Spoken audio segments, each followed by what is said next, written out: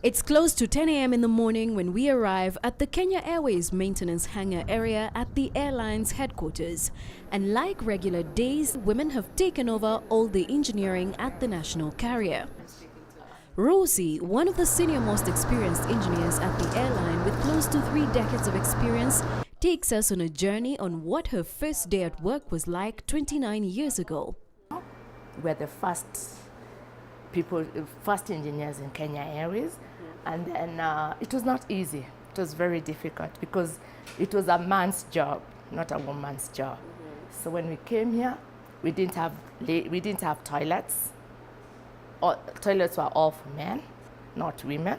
So it was kind of very hard for us. Outside the office and into the workshop area just meters away is an all-female crew that is hard at work, making phone calls to various departments, fixing aircraft engines, while others are inside the aircraft doing maintenance on the interior of the Embraer. They have 6 hours to hand in a complete report.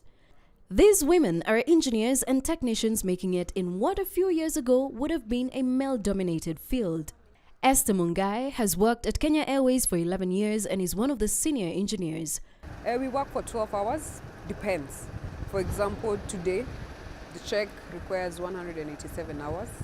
I have a group of 25, and we work for 10 hours in a day, so that is well covered.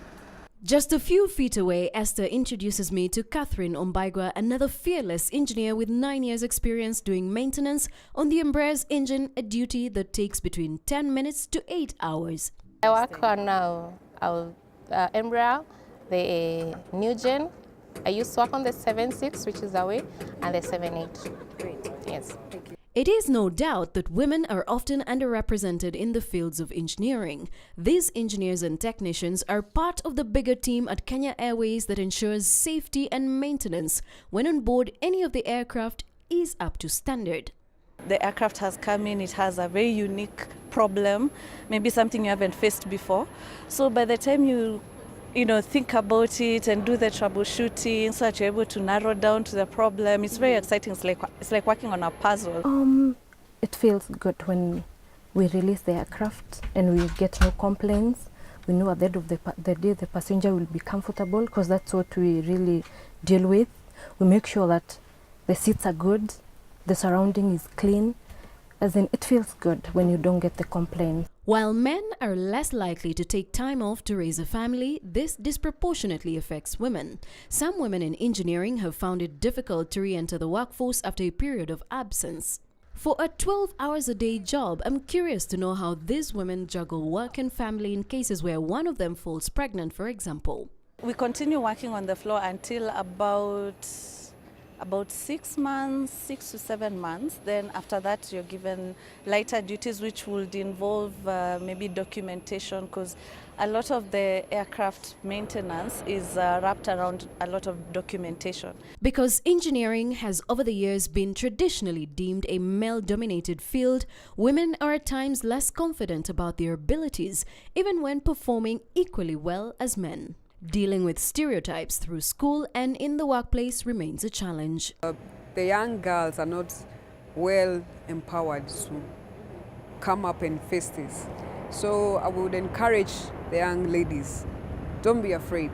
It is a process, just like any other process. You go to school, you learn. You go to college, you learn. You go to university, you learn. You come to the field, you learn until you're good to go. When we started, I was the 5th engineer in Kenya Airways. There were 4 more ahead of me. What year was that? Pardon? What year was 2000.